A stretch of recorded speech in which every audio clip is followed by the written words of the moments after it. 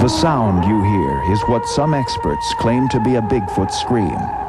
Recorded in the state of Washington by a group of campers in 1971, it is regarded as the highest quality audio of the creature ever captured.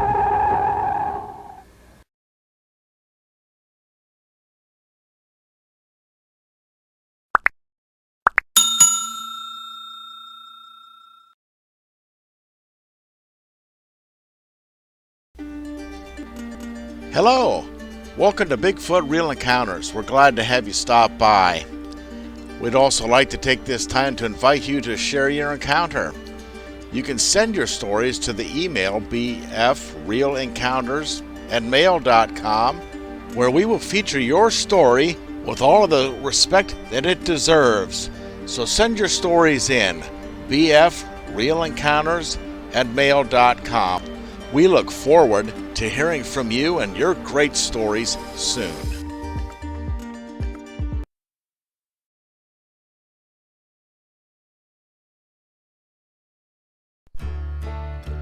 Well, hello everybody. Welcome back to Bigfoot Real Encounters.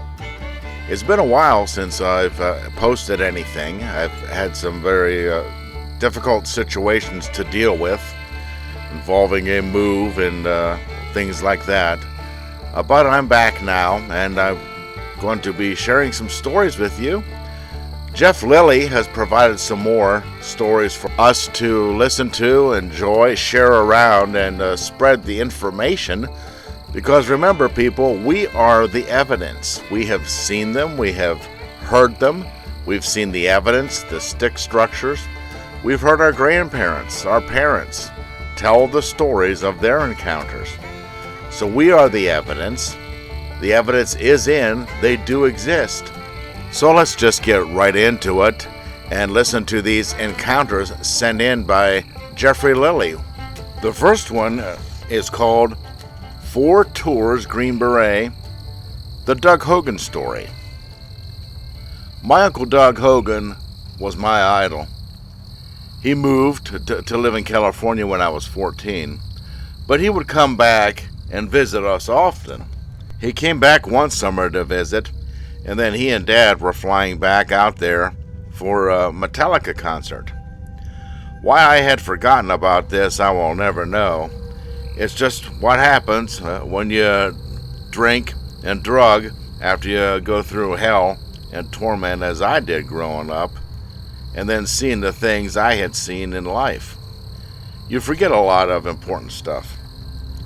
We were down at the Ohio River, night fishing and drinking. We also had a bonfire going. The fish weren't biting that night, and this was going to be a flat-out night of tell-all by Dad, Doug, and myself.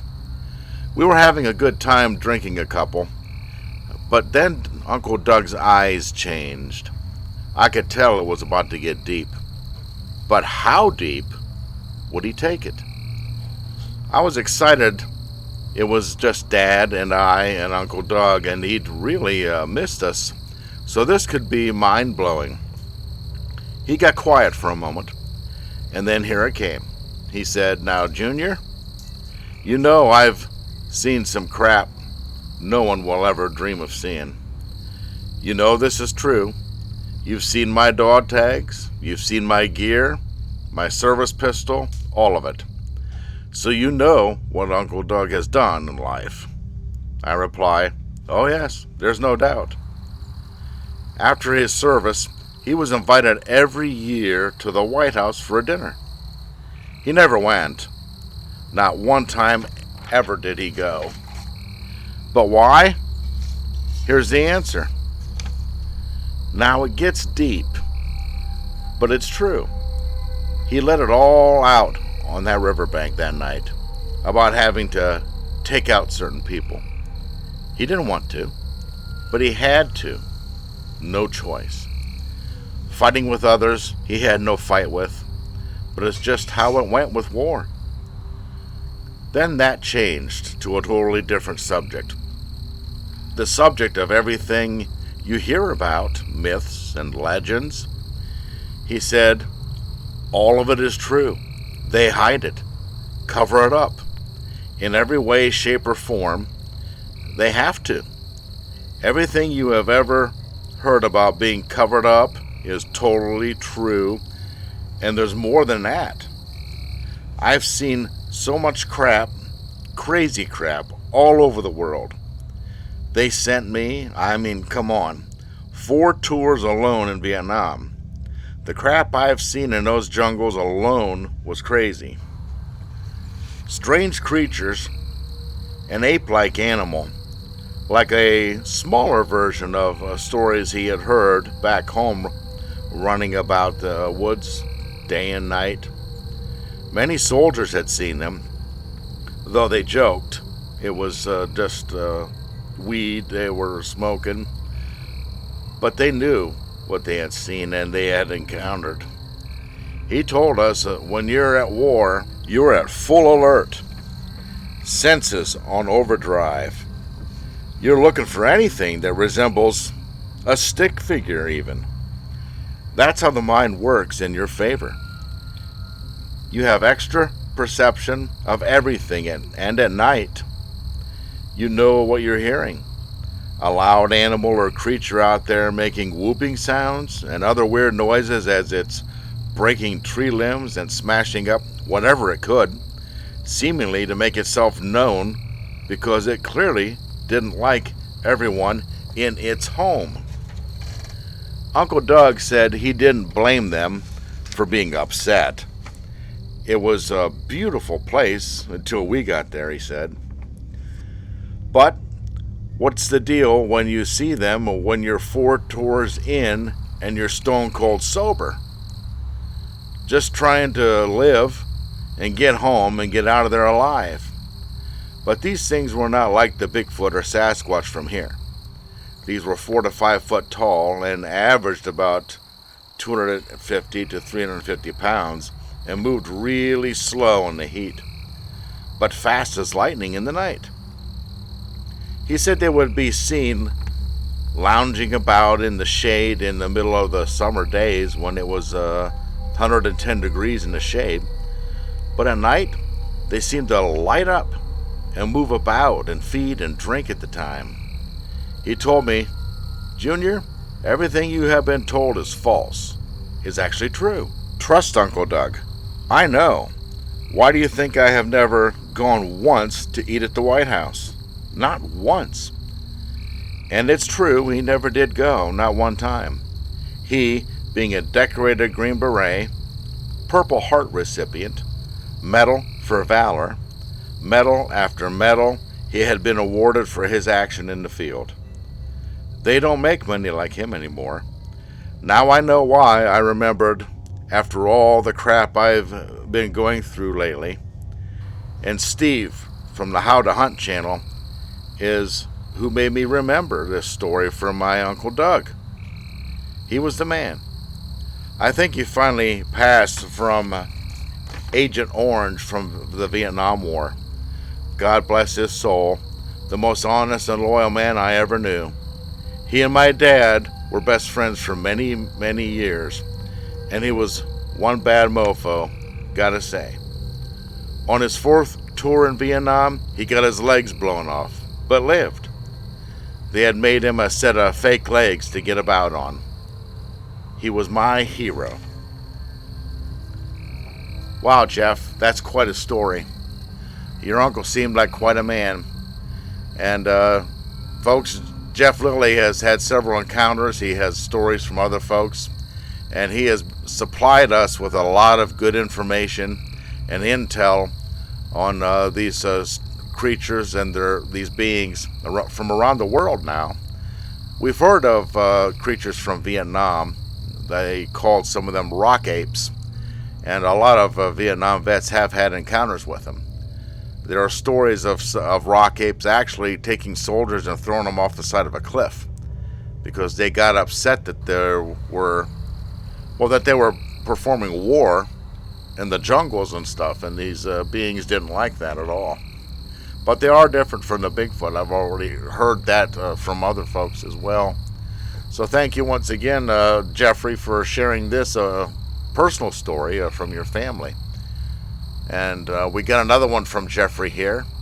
But before we get to that one, I want to remind you, take a look at the description below. There's several links to some Amazon products on there. I am an Amazon associate where I can earn a couple of dollars if you folks click on the links and buy some of their stuff. There's some nice Sasquatch mugs, t-shirts. I think some of the soap is down there also. If you would check that out, it'd be greatly appreciated. And also, like, share, and subscribe. Send these stories out to your friends. We need to get this information out to everybody. And if you like what I'm doing, hit like. That way YouTube will actually start recommending these videos in the feeds of people searching for stories on Bigfoot. It will really help get this out, and I would appreciate it. So enough of that stuff. Let's get on to Jeffrey's next story. This is called The Build-Up. Looking back on my 3 encounters, now that I've had time to take it all in, what happened to me growing up into manhood, I've had so many weird things happen to me that were unexplainable. So I'm writing several books, a couple already sitting on publishers' desks all over the world. I'm trying to do my part, fit my pieces of the puzzle where they go. I feel it's my responsibility, but so many other things I remember now, looking back, way back, before my encounters happened, like having rocks thrown at me while fishing at the Grassy Run, where it and East Fork Lake and the Little Miami River all run together. At night, the fog rolling in made me run to my car and just leave that night. And the night I took my buddy Bart and his girl out to Clermont County to camp, while I fished at night yet again. I was in Backbone Creek fishing, and every time I'd cast, a small rock would go in right behind my cast. Finally catching on to what was happening, I damn well near jumped halfway across the creek and back to the tent. Bart, God bless his soul, has passed not long ago, and his girl Tina. I tried to get them to leave after I told them what had happened, but they were determined to stay, so I said, "Okay, I'll sleep in the car," which I did. Early the next morning, I go to wake them up and had a hard time waking them. When they did wake up, they only started cussing me left and right, saying that I had kept them up all night, knocking and tapping on the tent, messing with the zipper and whistling, which I told them immediately I was in the car. I told you what happened while fishing and that I wanted to leave, but no, you said you were good. Just know that wasn't me, and we are out in the middle of nowhere in the woods. So what did that Bart think about the brother? Bart replied, "Oh, crap! Wow! Yeah, let's go now," and just started laughing.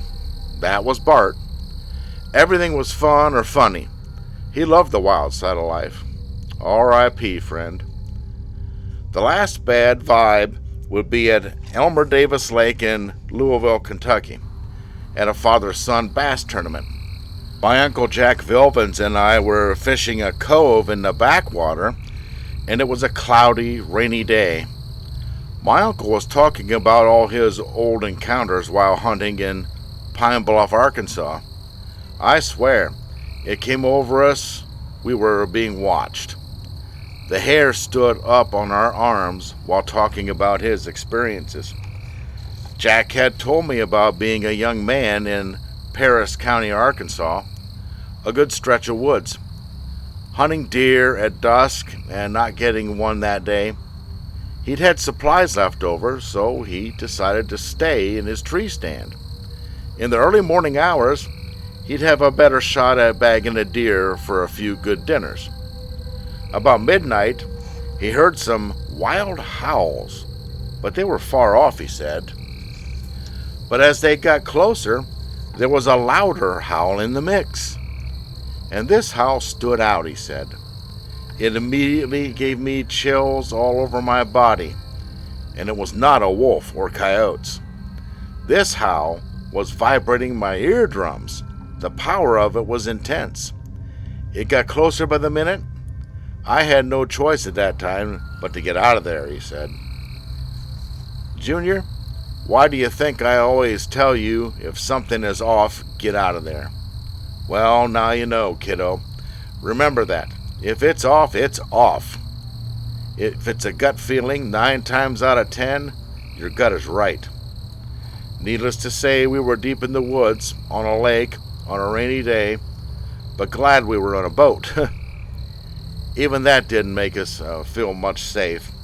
And as soon as we had our limit of fish, we were out of there. So many things come back to you, I guess, after you're forced to suppress it. Keep it a secret from the world. I'm glad I did a tell-all to the believers. Why? Because they are out there. Spend more time in the woods, you'll see. Well, Jeff, you're absolutely right. Thank you for sending in that kind of a brief summary of the encounters that you sent in to us already. It encapsulated it for us and give us an overview of your thoughts on the situation. You have an incredible story and encounters to tell everybody. We want to thank you very much for that. And we hope that your book deals work out real well. Thank you for announcing that to us. And we sure look forward to seeing them available, maybe on Amazon, maybe elsewhere. And we'll sure look for them and read them when they do become available. Thank you. Remember, everybody, this is a safe place to share your stories. You deserve to be heard.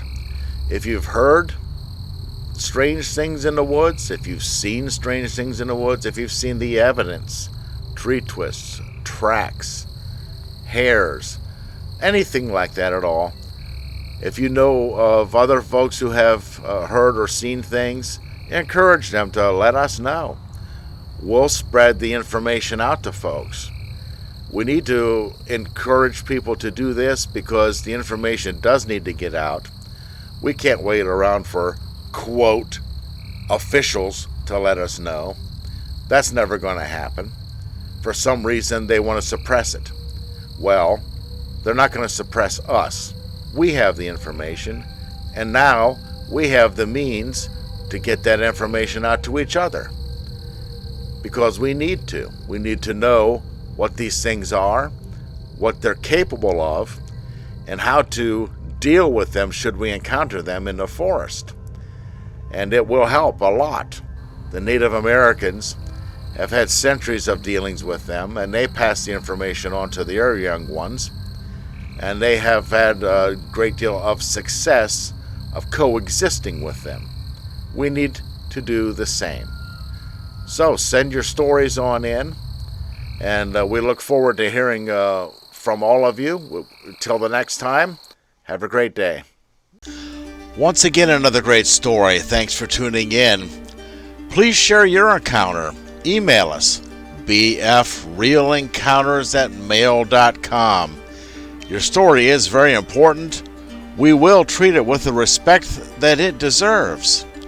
Also, be sure to smash the like button, share, and subscribe. Thanks once again. We look forward to hearing from you soon. Watch out for our next video. Maybe we'll feature yours. Have a great day.